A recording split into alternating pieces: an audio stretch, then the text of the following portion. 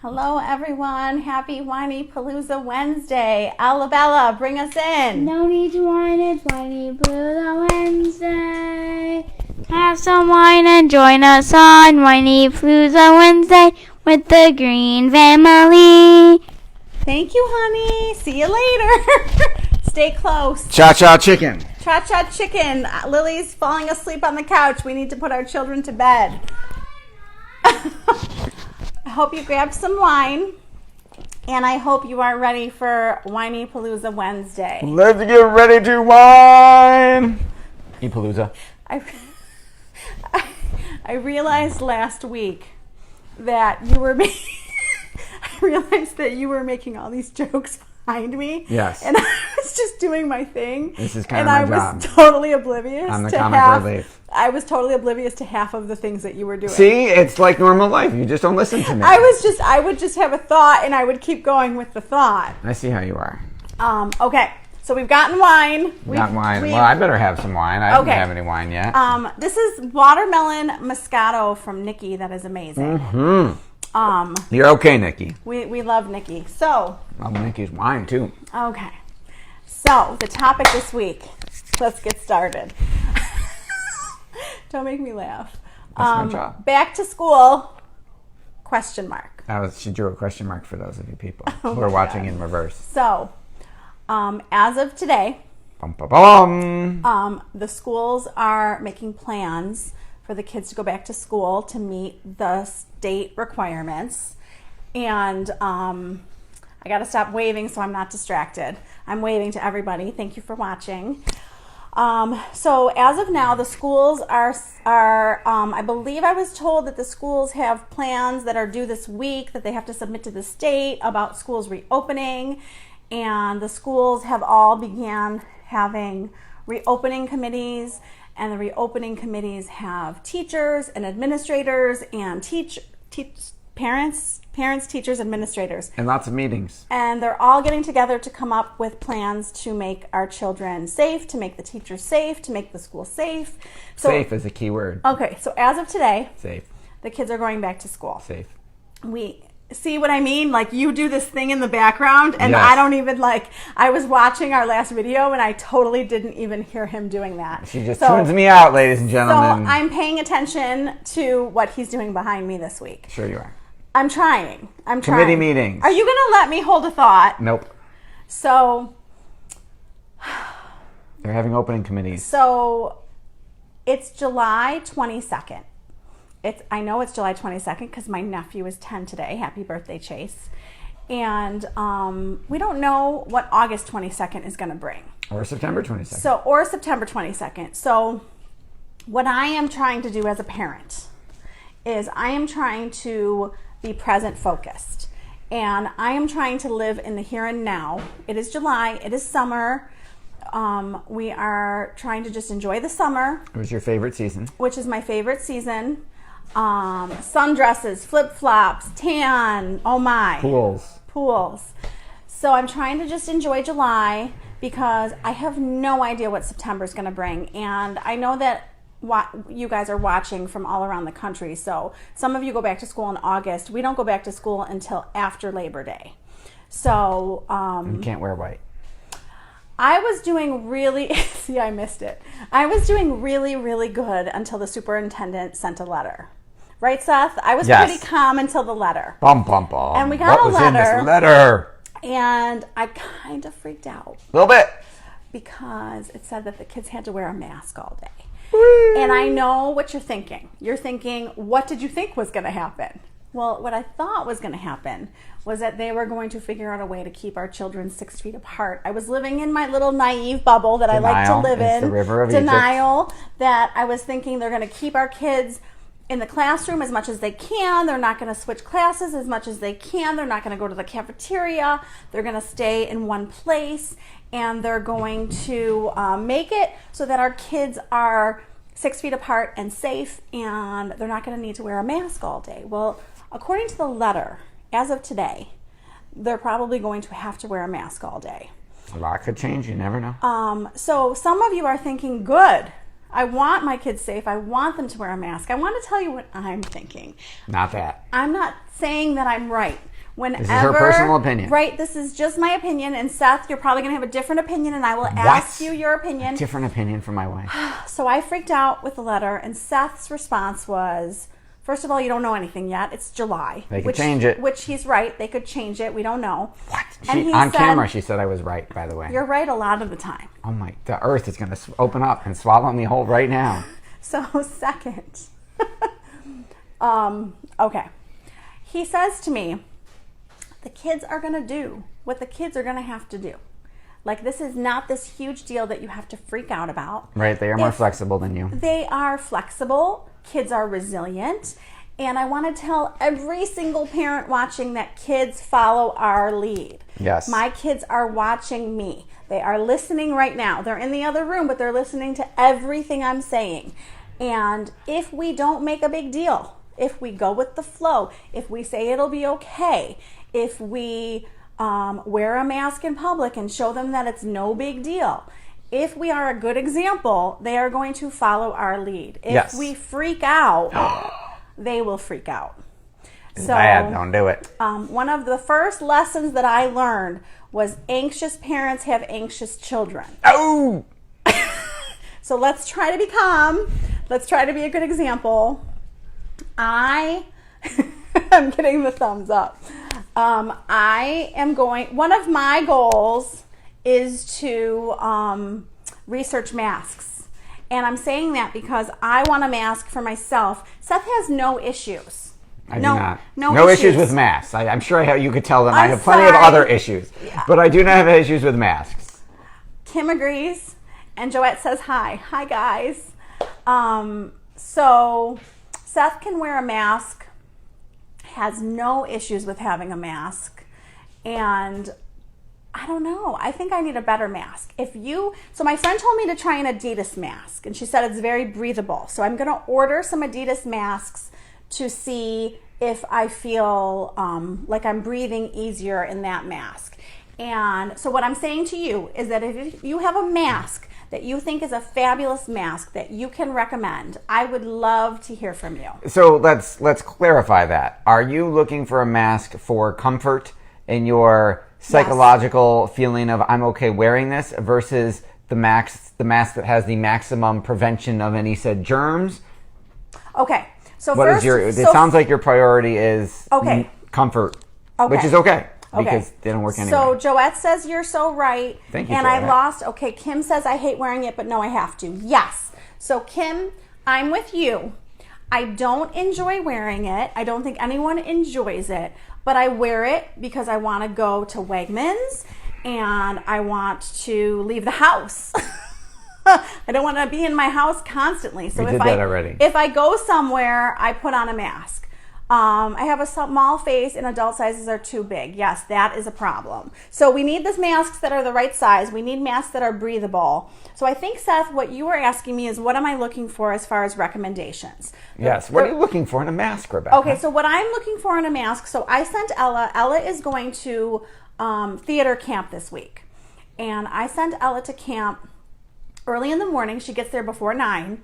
And I pick her up a little bit before 4. So she's there all day wearing a mask, which is excellent practice for probably what's to come in the fall. And a good guinea pig for you to see that it is survivable. Well, so she's surviving. She wasn't happy when I picked her up because they didn't go outside. And if they go outside, they get a break from the mask. And if they stay inside, they don't really get a break. Just want to say hi, joining for the first time. Thank you for joining. Kate is joining us. We have lots of friends here. I'm trying to see everybody. Hello, everybody. Thank you for joining. I'll get back to what I was saying. What are you looking for in a mask? So I'm looking for something for me to send my kids to school for 6-7 hours a day and for them to feel like it's easier to breathe in. So I was told today that Adidas is good, so I'm going to order Adidas and see if that's better. Good in terms of feeling more breathable. Breathable. Be very clear for people. We're not giving medical advice. We have no expertise in this area whatsoever. Yes, where my glasses wouldn't fog up. And you know what? My mother-in-law's masks, I will talk to Ella for you, Gareth, but my mother-in-law has made masks that Ella is wearing every day, and I don't think her glasses are fogging up. So Janine, if you're watching, she loves your mask and she wears it every day. So I am curious, how are you feeling about them going to school and possibly wearing a mask all day? What do you have to say back here? I don't have an issue with the masks, as you mentioned, and they got to do what they got to do. And if that means they got to suck it up and wear a mask, then suck it up and wear a mask. And how I feel about them going back to school is I think they need some type of physical school. I don't know if that's every day. I don't know if that's all day. I don't know what that looks like. That's not up to me. It's up to the school district superintendent, governor, all those people, right? I don't actually get a vote in that department. But I think they definitely need to not do an entire year of Zoom. I think they need some physical interaction, even if it's 6 feet apart behind a plexiglass shield or whatever it is they're going to do. I think they need to get out of the house and back to some crazy semblance of not of abnormal that is better than being stuck on a laptop on Zoom. I mean, I think for me, obviously we don't have a vote, as Seth said, but I would love to see some sort of hybrid schedule where the kids are in school part-time, they're virtual part-time, they're cleaning in between kids shuffling of who's coming to school and who's not coming to school. There's less kids in a classroom because we have done some sort of hybrid schedule. I am hopeful. I am not on the opening committee. I have no information. Do not listen to a word that I'm saying. I am making stuff up. I would like to see... A great disclaimer. Okay, this is what I would like There for you go. my family. There you go. I would like a hybrid schedule. I would like to see less kids in the classroom. At one time. At one time. I would like to see part-time at school, part-time at home, and switching. The hybrid model doesn't work when you have two working parents. Yes, okay. That's a whole separate issue. So Kim, I told Seth last week, I said, for someone like me, so I'm home with the kids, so I don't stress about what it's going to look like. However, As much. So we'll make it work. Yes. We'll make it work. You have a flexible schedule Yes. most of the time. Yes. And I'm home. Yes. So, I'm sorry, their comments are Distracting you. distracting me. Okay, so I understand that for me it's different than for everybody else. Kate says you cannot yawn back there. That's got nothing to do with her. So She's fascinating. So you smell good. So my heart goes out to all of the parents trying to figure out what on earth is going to happen with the schedule in the fall. Am I going to be able to go to work every day? What am I going to do for childcare? I totally hear you, Kim, and the hybrid schedule is an issue for a two-parent working household. I also, not only do I feel for all of the parents who I have talked to who are stressed and wondering what is looming over their head, what are they going to come up with, and quite frankly, you have all thought of this. I'm not saying anything you haven't thought of. If the kids go back to school, that does not mean that the school is staying open. So I'm not counting on anything. I'm trying to have very low expectations. That's an excellent idea. Low expectations is a good coping strategy. So low expectations, like if the kids go back to school, it may be that they're in school in September and by October they've closed schools. I have no idea what's going to happen. I just know that it's hard for when you have two working parents. And I also... You are a working parent. You just can work from home. All of my writing, etc., I do at home. And I want you to know that I have had to do a lot of it while Lily is asleep because trying to do it while Lily is awake has been very challenging. Luckily, she sleeps later than you. And goes to bed earlier than you. Thankfully, she goes to bed earlier than me because I've been doing my best writing like at 10 o'clock at night, right? Yes, very true. Okay, Garrett, it says Monday and Tuesday, half of school. Wednesday, disinfect. Thursday and Friday, other half. Disinfect again.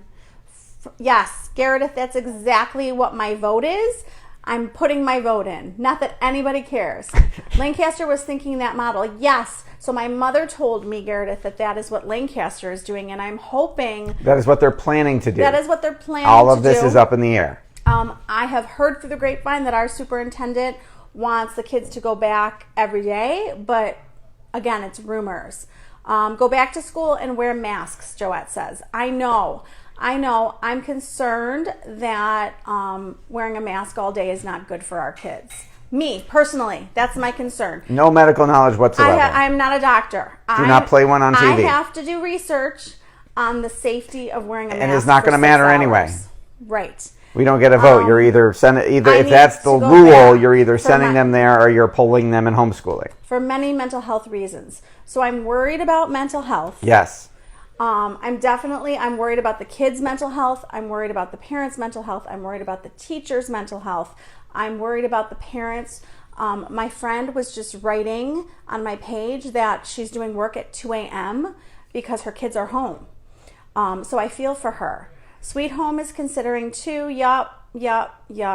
Okay. So a district in Syracuse area is doing a AABB schedule for grades K through 8 and virtual for high school. So I've heard about that in Delaware and some other states. Right, so I was expecting the older kids to be home doing virtual learning, and I was expecting the younger kids to go back to school, just based on things I've heard through the grapevine. But I think they're trying to make it so that everybody can go back to school. And I would love to see my kids go back to school, but I don't know, just keep everybody safe.